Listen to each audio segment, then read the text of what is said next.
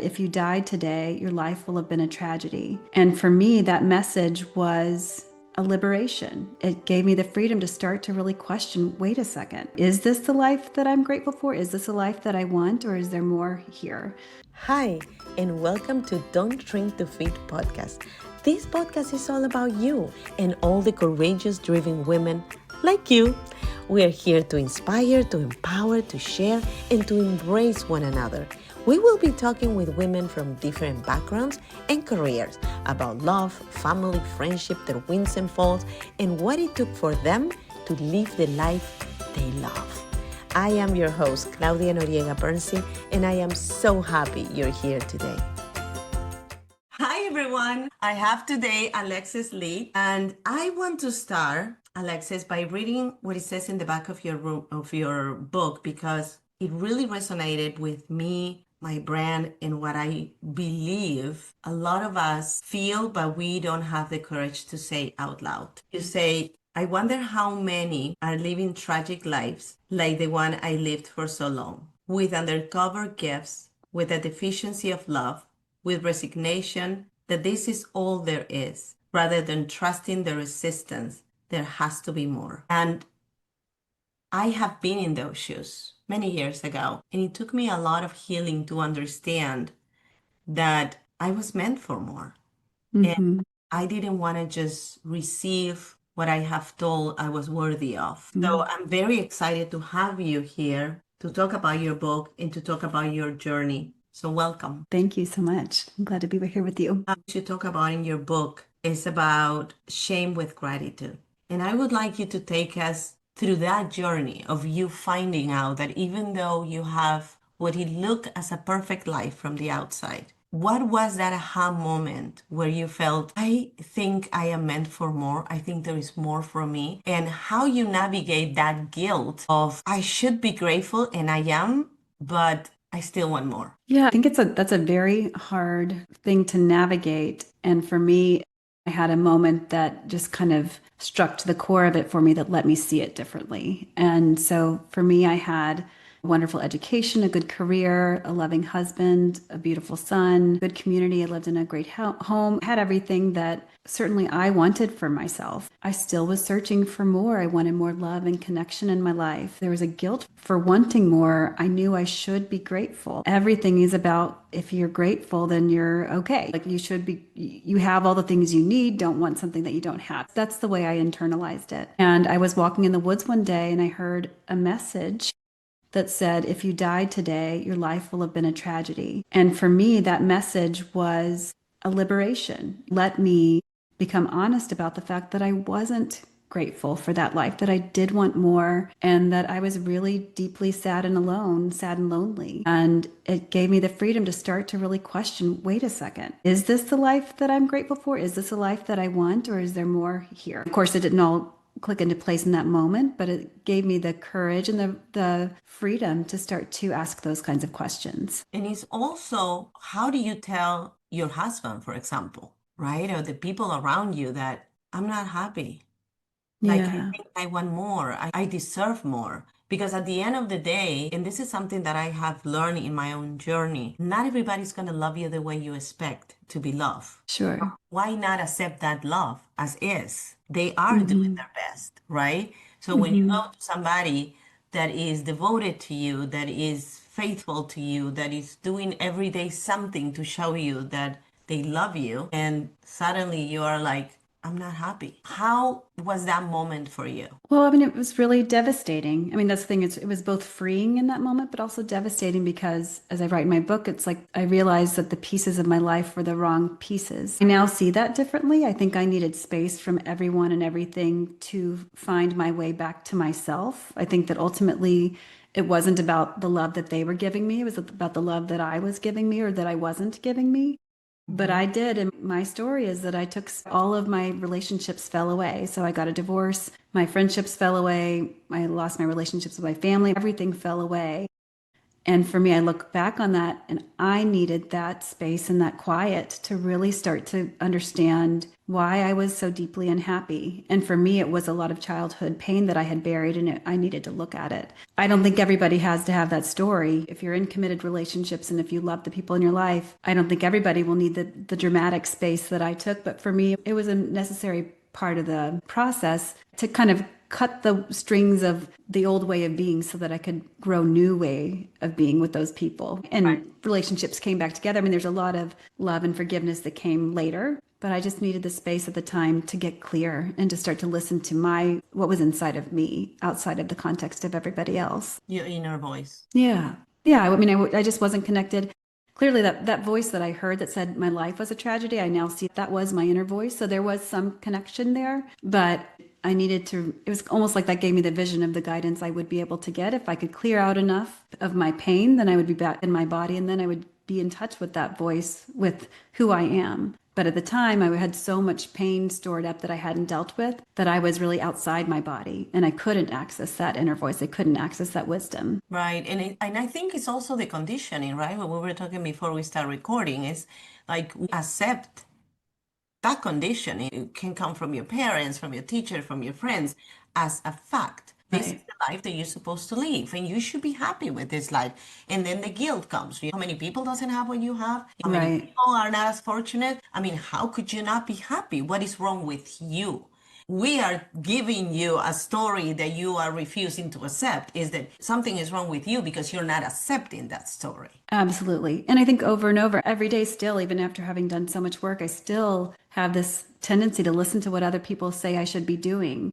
And I always go off track when I do that. I would think it's a worthy experience because it's just another way to remind ourselves, no, it's my voice that knows. I know what's best for me. I know better than anybody in the world what's best for me, just as you do, just as anyone does, right? We're our own guide. If we can relinquish that conditioning, as you say, if we can relinquish that habit of looking to other people for what we should be doing and what we're meant for. Really, nobody else knows. Only we know. 100%. And it's also the pausing and listen to our body. We ignore those signs. Sometimes Right. we have a feeling to turn right instead of to turn left. And we're like, no, it says that I'm supposed to turn left. Your Absolutely. body is telling you something. Even in those minimal moments, we disregard what our body is telling us.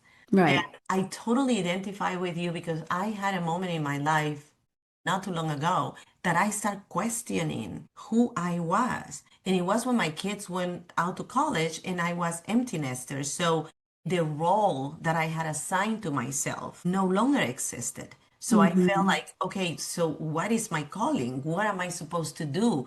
What is it expected? And I was putting everything in the world. What the world is telling me that I should be or do. It wasn't until I went to my husband and I said, I'm going to Costa Rica to do ayahuasca. And he Mm-hmm. looked at me like if I was out of my mind. And he Mm-hmm. goes, to do what? And I'm from Peru, so that's not unheard in my country. But I was really searching. And I was having a massage with a very dear friend of mine. And she said to me, I just went to Costa Rica and did ayahuasca.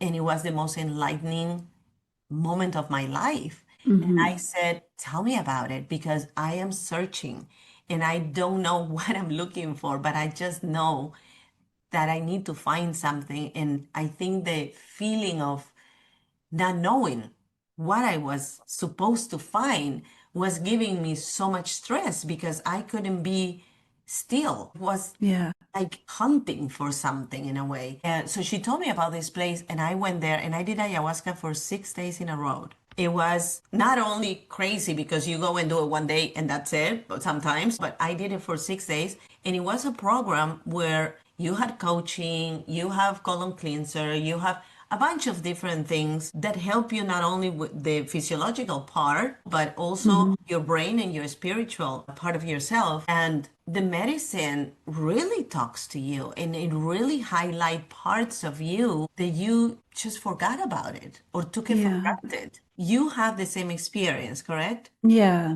You share a Yeah. little bit about it. Yeah. I thought I did it once over, I think we had two ceremonies that weekend. And I thought it was one of the things where I did it and then I wouldn't do it again. And then almost a year and a half later, I was having a crisis in my life. And I thought, oh gosh, what do I do? So I went to ayahuasca. And so the first time I did it, I had a kind of a scary experience the first night. I just was really overwhelmed. And I think I was meant to have that overwhelming experience to help me create better energetic boundaries. It was a teacher for me. But the second night was just this really lovely conversation with the medicine where she was just like the most wonderful, all-knowing therapist who knew everything about me and the whole world and just was beautiful and compassionate. And it just was really lovely. And now I've done ayahuasca over a couple of years, every few months. And you can look back and you see this really artful picture. She takes you on these journeys and Mother Aya reveals things over time. But overall, I would say one of the things I learned from that first weekend that I did ayahuasca, I was thinking about my sister and I thought I should send her healing energy. And Mother Aya said, no, keep that for yourself. And it was something that I've heard from other psychedelics as well, where it's really about coming back to you.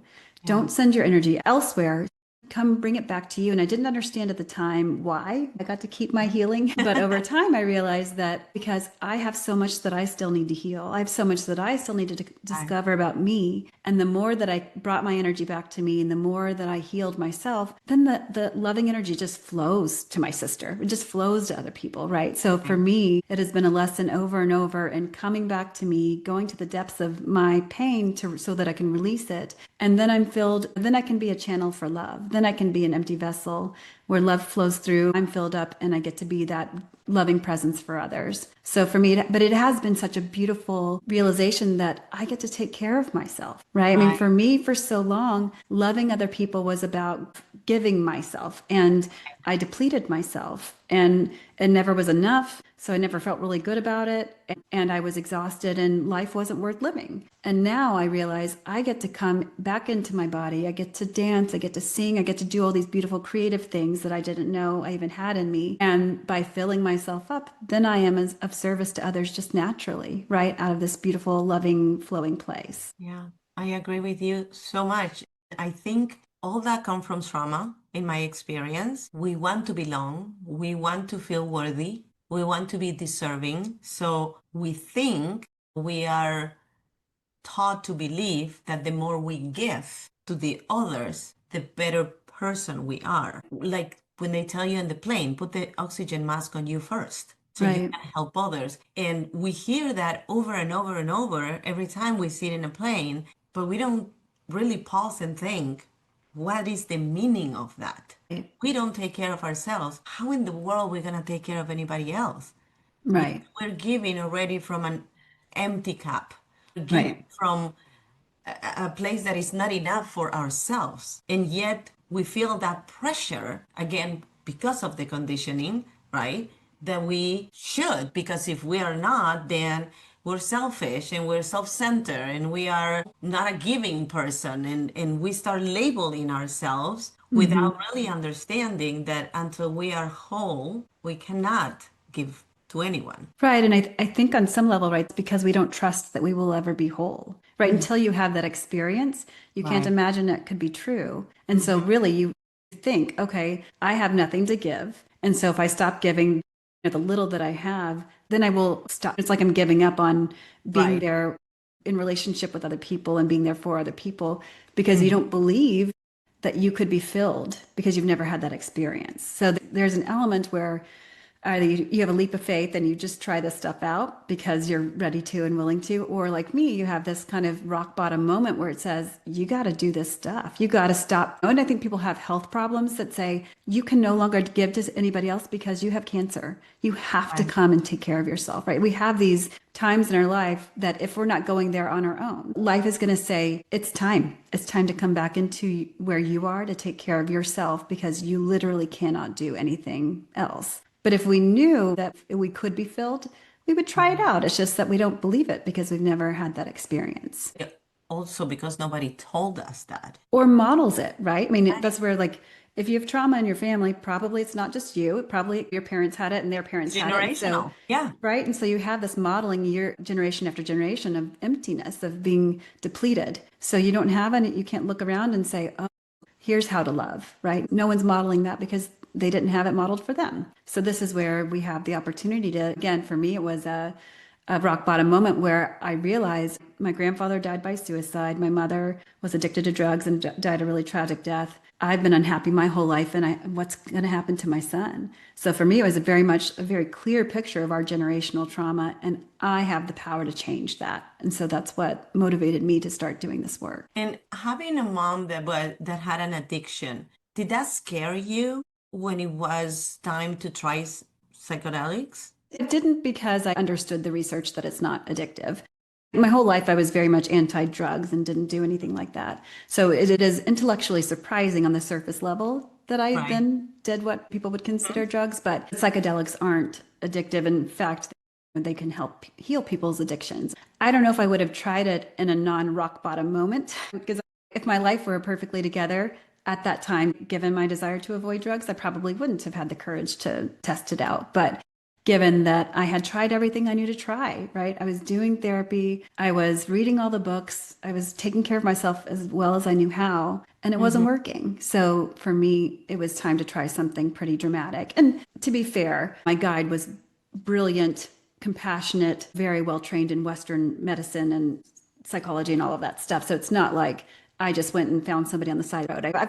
I felt very safe, and I knew I could trust my gut on these kinds of things. So I felt very safe, and I was safe looking back. But it was important for me to try something, because I didn't want to follow in my mother's footsteps. I didn't want to leave my son. I wanted us to have a possibility for our family. And I'm sure that also a factor was that usually people with addiction are running from something. Yeah. They are not facing their emotions. And you said that your emotions had a big role in helping you grow and helping you realize where you needed to be and where you were at that moment. Yeah, I mean, this is the thing where I've followed different spiritual leaders who kind of help you understand that you are not your emotion, right? I am not depressed, there is depression. They kind of teach you to have this separation so that you're not blended with it. And I would use those kinds of frameworks in between ayahuasca ceremonies to like help me get through a crisis. But then as Yeah. soon as I got into ayahuasca, Mother Aya would take me to my human trauma. She would take me deep into that emotion and to be enveloped by it. And so for me, I'm not that emotion, but I sure need, for me, my understanding is that I had all of these emotions that were too big for me to feel as a kid.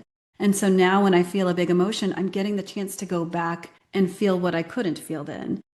And then those emotions, that energy will leave my body and let me find more love and more lightness and more wisdom. So for me, having big emotions, sometimes I think it's helpful to have that separation so you can not, if you're overwhelmed. But I think for me, sometimes it actually is to be fully enveloped in the sadness or in the Yeah. fear or in the anger so that I can really feel it and let it go. If I don't fully feel it, I can't fully let it go. So as I've gotten more practiced, I can get more deeply into those emotions, and then things really start to move. When I did ayahuasca, one of the nights, I have had a really challenging relationship with somebody that was family, and we couldn't meet eye to eye.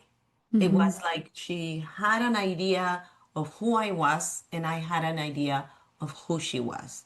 And the first night that I did ayahuasca, I'm not going to try to say this without getting emotional because it was an aha moment for me. The medicine took me to my 6 year old, and I met her at 6 years old. And we both had our parents getting divorced at the same time. And I had a connection with her without competing, without Yeah. trying to, my feelings are more important than your feelings because I went through this and you don't know what I went through. No, it was two little girls exchanging how they feel about seeing their family dissolve and Yeah. change and the fear that comes with that. So that fear came so present that I wanted to embrace her and kind of tell her, I understand your feelings because I'm going through those feelings. I remember when I came up, when the night finished, I sent her a text. And my text was, I'm sorry, I didn't understand that Yeah. your behavior wasn't to try to hurt me. Your behavior was your pain. So when I read your part of your book, I haven't finished it, I told you, but when you say pain is a portal to beauty, that is the title of that moment for me. I felt that I had to go through my own pain to meet her in her own pain and understand not only my pain, but her pain and heal that relationship in that process. Yeah. What a beautiful story. What a beautiful way Mother Aya worked with you. It was like, wow. I remember calling my husband and said, I just had the most amazing, painful, scary, incredible at the same time experience. Hmm. And I understand what being conscient I wasn't able to understand. I had to Yeah. go really deep into my emotions, be vulnerable and open to receive her feelings. Not Right. only to show my feelings, but to receive her feelings and say, I get you. You were trying to tell me something, all in the wrong ways, mind you, because you were hurting me in the process. But now that I see it under a different lens, I can understand you and I can meet you where you need me to meet you. And from that day on, we really healed the relationship. It didn't happen overnight because, of course, I was a little skeptical. She was a little skeptical. It's like, Right. okay, she had one night of ayahuasca and suddenly we're going to be friends. That's not going to Right. happen, right? But it was a process of healing. It was a process of every time she would trigger me, I would go back to that 6 year old. And I would Hmm. not see her as this woman that is trying to be a biatch with me, but was somebody that is in pain. And Right. she was carrying that pain and she just didn't know how to navigate that pain. But I did because I Right. have gone through my journey and I have continued going through my healing so I could meet her where she need me to meet her. And I Right. think it's so important, even if you don't do ayahuasca, to feel the feelings like you're saying, and really not disregard them or not ignore them, not put a band-aid or get distracted. But if you're sad, you're sad. Just feel your sadness, feel it, and try to understand what's the source of that emotion, why you're feeling that way. And I also believe that people that don't do that get sick. I had cancer. The first time I had cancer was in my thyroid. I mean, hello, I was repressing myself. I wasn't Yeah. using my voice. I was holding everything in my neck. So it's logical that it got cancer cells because it wasn't coming out. So all that process gave me clarity and also validated what I was Hmm. feeling. And I think it's beautiful. And the way you write it in your book, I'm going to have the link and everything about Alexis in my description of the show so you guys can go and get the book. But the way you explain it is kind of like a story, and you take us through the emotions of what you were discovering while you were discovering your emotions. Hmm. And I think that's beautiful because for somebody who hasn't done the work and is afraid to go through that journey of healing, you kind of given the light at the end of the tunnel. Like you will be okay. Yeah. It's not that you're gonna get worse or you're gonna get lost or you're just gonna end up in pain. You're gonna be okay, but you have to go through that journey. Yeah, it's interesting because you don't know what's ahead, but at some point doors start closing behind you and you just kind of have to keep going, right? If you get sick, if these things kind of force us to look at stuff if we don't proactively do that. So there's a little bit of like, you got to do it and you're going to be okay. But what I think is really so hopeful is that along the way, you also, as you're doing the work, you discover these incredible things about yourself, right? Like I thought I was a terrible writer my whole life. And then one day this book just started coming out of me. And I learned during all the stuff that I'm a singer and a dancer, like these things that like are so fun and they were packed away with my pain. So as we start to unpack some of this stuff, not only are you going to be okay, but you're going to discover things about yourself that will just be so mind-blowing and heartwarming. You'll go, "Oh my gosh, I didn't know this about me." And so the love that you discover for yourself as you rediscover these parts of you is just kind of unimaginable. Again, kind of like you can't imagine being filled because you've never had that experience. Not Right. only will you be okay on this, but you will have something that may be currently unimaginable to you as you start to wake up these parts of yourself that have gone to sleep because it's been too painful and they've been under resourced. Yeah. And it's not linear. I mean, Yeah. you're gonna have setback. You talk about the moment when I think you used the F word or something, and one of your old teachers, shame on you, or you shouldn't, or whatever, in Yeah. trigger because you go back to the old conditioning, how dare she? She doesn't Right. know what I went through. So Can you talk a little more about that moment? Yeah, so that actually is not in the book. That's actually I after the saw it book. on And a interview that you did. right. And I sent the book to one of my old school teachers. I was just really sweet reconnection. She loved the book, but she also told me that I shouldn't curse. And I was so triggered by this. And so again, like you're saying, you go back to this conditioning, like I need to be a certain way for my teacher. And the trick is that we have this conditioning and we don't always know why. You can say it's our culture, you can say it's the patriarchy, you can say all these things, but truly for me, it goes back to my deepest childhood wounds that I haven't unpacked yet. So that teacher told me I shouldn't curse. I was really upset about it. But I knew that upset was telling me something. I knew that there was something for me to understand better about myself. So what I do is I journal on my computer and I write to these younger parts of myself and say, "Hey, you're really frustrated about this. Can you tell me why?" And so I kind of go back and forth as like the adult Alexis and the little Alexis. And at the end of it, what I found out was that my mom died when I was 12 and she was depressed and then addicted. And then ultimately, after rehab, didn't come home and they found her body in a field.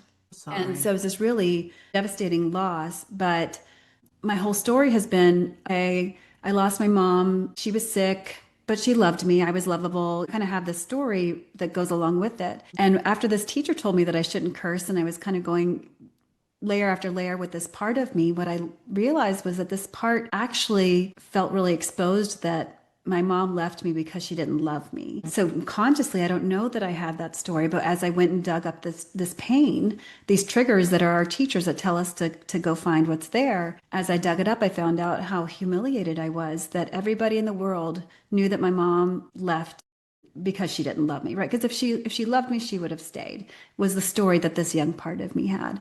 So this Right, teacher's telling me that I shouldn't curse, this conditioning, right, ultimately as I go to the bottom of it, and I continued to work on that even after that realization that there's this part of me that's afraid that I even killed my mom because I was so unlovable. She died to escape me. I mean, there's really deep, scary things. But what happened is when I get to that, I mean, that's kind of the core wound, right? When I get mhm, to the bottom of it and I feel the pain of potentially my mother not loving me, when I really just sit in that possibility, then all of a sudden I realize that every interaction I have in life is trying to avoid evidence of that. So I want to please every single person, even if I'm not conscious of it. Somebody right, will walk by and I'll want to make sure I look okay. Like my partner doesn't like something I did, and it's really threatening to me that he doesn't like something that I did, because that's evidence that my mom didn't love me. But once right, I realize that I'm afraid of that, and once I sit in the pain of that, then the conditioning can finally fall away. It'll take time for it to right. integrate, right? Like with psychedelics, where you have these huge aha moments and it takes time to rewire. But for me, getting down to the base layer of maybe my mom didn't love me, now I don't care what anybody thinks. Like it's this freedom that comes Right. when you go to release that core wound, those emotions. Then all of a sudden, these things that have locked us up over the years begin to release, and we can be ourselves and not what other people need us to be, because if they don't like us, that proves some really scary thing underneath it all. And that's part of the journey. For me, it was very hard to understand that whatever opinion people have of me has nothing to do with me, really. Right, And I also grew up a people pleaser. I have a very emotionally unavailable mom. I grew up trying to be that good girl that she wanted right, me to be. And it didn't matter if I wanted to do something or not, as long as I was going to make her happy. And if I make her right, happy, then she's going to love me. And if she loved me, then I'm worthy of love. And if I'm worthy of love, I'm a good girl.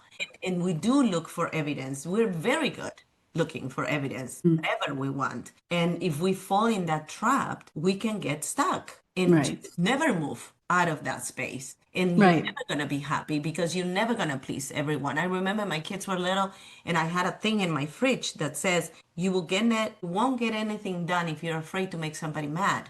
Because I was so aware of my conditioning that I didn't want them to feel that they have to make everybody happy.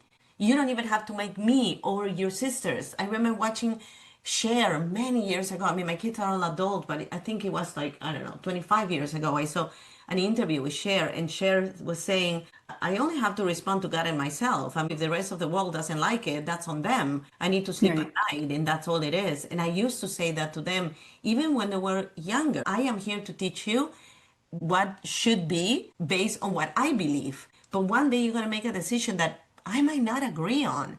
And as long as you're okay with yourself and look at yourself in the mirror and you're okay with God and yourself, that's all that matters, because you came Right. to this world to be happy, not to please me. Right. And Right. And I think that it keeps you from tapping into your creativity, right? Because creativity is all about trying things out and going where you're led, which that doesn't match with pleasing other people, right? So Mhm. for me, I wasn't creative and I stayed in my lane. I was like, hey, I know I can do these things well. I would never take risks because I didn't know if I could do them well. And if I didn't do them well, I'd get negative feedback and that would reinforce this thing I was trying to avoid seeing, right? Right. So when you finally let go of the need to avoid seeing something, when you can really see it all, then you have freedom to go try everything and take all the risks and explore your creativity. And that's where you really get to bask in who you are. That's really what we're here to do, is to really bring all that we are to the world, which really feeds ourselves, but also it's like this beautiful thing that happens simultaneously. When we feed ourselves, we show up fully as ourselves, then everybody else is going to benefit from that and going to love that. It's the Mhm. modified, contorted version. I mean, it's just like your podcast, right? Don't shrink to fit. It's that shrunken version of ourselves that we don't like and nobody's going to like because it's not authentic and it's not Yeah. alive. Right. It might make some people happy because you're being what they want or need you to be, but in general, it's a lose-lose Right. because you lose yourself in the process. And they're not truly happy. Even if you're True. satisfying whatever conditions they have, that's not a happy person who needs you to be something other than what you are. 100, 100. What would you tell somebody that feels stuck right now? What would be your advice to them? I think it kind of depends on where you are. If you want to go try ayahuasca and you want to go do some big looking, you can do that. I think a lot of it takes a crisis to get us into a space to be willing to look at all of those things. And if you're pretty okay, but just wanting to start to try some things out, for me, it's just about finding quiet. It's about finding, with ayahuasca, you have this lead up to ayahuasca and kind of after ayahuasca where you turn off the stimulus, you turn off your food gets bland, and I don't have social interactions and I don't do screens and wine and all this stuff. So Mhm. there are a lot of things that we don't realize are coping mechanisms until we stop doing them. Yeah. So if you could take a time, and it could be a week, it could be something less, it could be 10 minutes of taking a break from screens, I mean, whatever it is for you. If Yeah. you can take a time and turn some things off and just see what happens. And for me, there's both the when I have the quiet, then I have the space to listen and maybe to meditate and do all of that, but also just turning off the coping mechanisms. There can be some really loud voices that start to chirp up when we turn those off immediately. And it's what I find so heartening about this journey is that it's not about saying, oh no, I shouldn't have a hard time stopping coffee, right? It's about, oh, gosh, listen to how much I'm missing coffee right now. Can I love that part of me that feels really scared or really frustrated or whatever it is? We're going to start to have these responses when we turn off the coping mechanisms.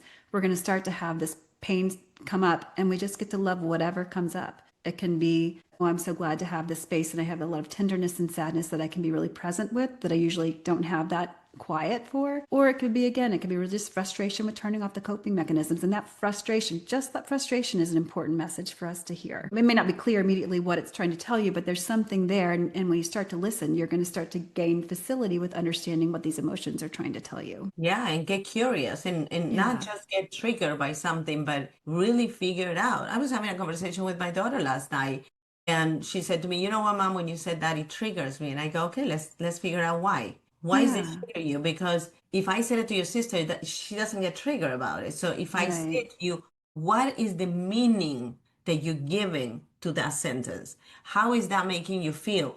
How you think you're showing up by me saying something like that?" And she goes, "Don't coach me." But then after we hung up the phone, I sent her a text message and I said, "Listen, I'm not trying to coach you, but I really want you to get curious. Really see why, because I'm your mom and my love to you is unconditional. But that's not the world. The world Right. is different. So by you getting triggered by somebody else, you're giving your power away.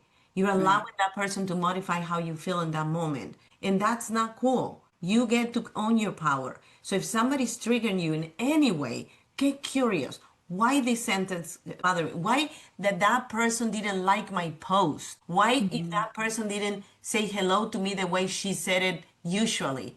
You don't know what's happening in somebody else's life.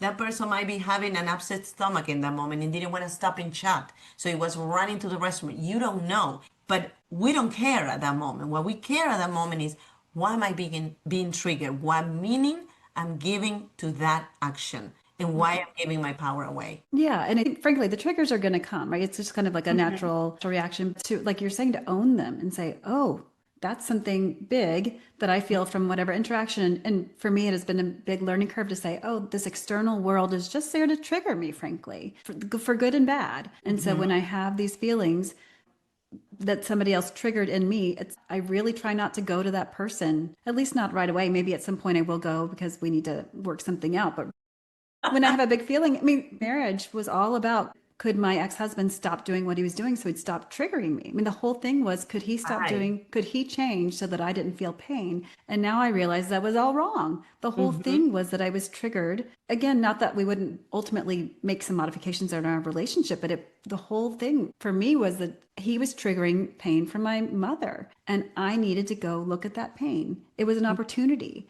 I think Yeah. there's a lot of messaging out there that say we need other people to change their behavior so they don't trigger us. And certainly there are circumstances that are on the ends of the spectrum that I'm not addressing here. But generally, if somebody hurt my feelings, I get to keep my power and say, gosh, can I be sweet to the part that feels hurt and try to understand that better? Yeah. Opportunity for healing. And to add to that, nobody takes your power. We give it. Right. And that for me was another huge lesson. Somebody once asked me, who took your joy? And Mm-hmm. many years ago in an emotional intelligence seminar, and the facilitator said to me, who took your joy? And I carried that for a while until I realized nobody took it from me. I gave it Mm-hmm. away. That was my responsibility. And once I owned that, once I came to terms with the fact that I willingly gave my joy away, I was able to repair those parts of my life that were hurting for so long because that joy wasn't present. Right. And so I wanted to ask you, you said that you have a script that you wrote to yourself. Yeah. What is that? I have my book here too. Yeah, I know that is you your have it book there. then. It's the last chapter in my book. The last chapter is called Emotion Doula. Hmm? And the idea for me was just during a period when I felt such intense pain and when I was really triggered. And Mm-hmm. it is so my nature, because it's my whole life, that if I'm really triggered, I want to go do something about it. Right. And the Emotion Doula chapter was really a letter that I wrote to myself that I'm sharing with the readers, is to remind myself to go inward. There's this really just kind of a tenderness that it's from basically my higher self, right? My adult self to the child part, to say, I know you feel so much pain right now, and I know that it feels like it will never go away, but this is an emotion that will move on if you let it. And reminds myself, this is not about the external world, it's about going inward. And as I have found over and over throughout this journey, if I feel this emotion fully, it will move on and I will find something exquisite in its stead. And that is just my experience over and over and over, is that whether it's discovering a new talent like being a writer or a dancer or something, or it's Mm-hmm. just about finding this new freedom of realize we don't know how locked up we are. And so Right. when you go into that emotion and you feel it, then you become free and then you get to be yourself. So yes, it's the last chapter in my book that's just really a love letter I to haven't done myself there and to the yet. reader. It's the power of pausing. Really Yeah. pausing and look inward and ask ourselves, why am I feeling like this? And give ourselves grace and also forgive ourselves for not always being our best version. It's gonna happen. We're humans. And sometimes we expect or we demand so much of ourselves that we Yeah. end up hurting ourselves instead of having compassion or empathy.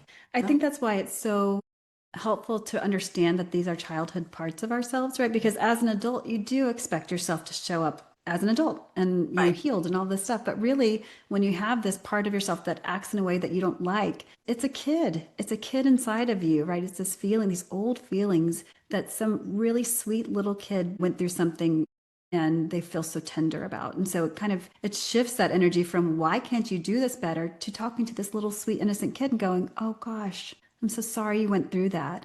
And then the kid feels, and then that young part of Acknowledge. ourselves feels Right. acknowledged, and then the energy can move because they feel seen. I mean, that's really all it is, right? They're wanting to be seen for what they went through.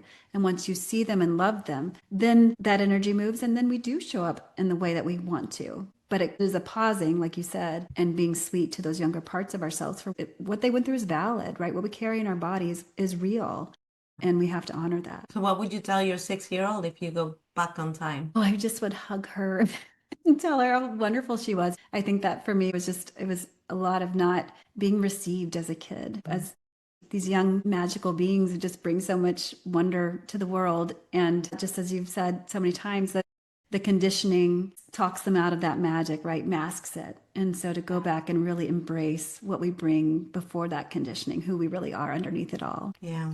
Well, this has been beautiful, Alexis. Thank you so much Yeah. for being here. Thank you for sharing your wisdom and your journey. I can't wait to finish your book. I have it right here. And I want everybody to buy it because I think it's so important. This world will be a little more healed. We will have a much better world for our kids and grandkids. And Mm-hmm. sometimes we don't understand the tools that we have and are available for us, and we just dismiss them. And just get curious about Yeah. your emotions. And because you're living the life you're living doesn't mean that is supposed to be your life. Right. Yeah. Yeah. Thank you so much for being here. Thanks, Claudia. Thank you all for listening to the Don't Shrink to Fit podcast. If you like this episode, please write a juicy comment below and subscribe to my podcast. Remember, we can only fly if we embrace each other. Until next week, be happy, be safe, and be kind to yourself.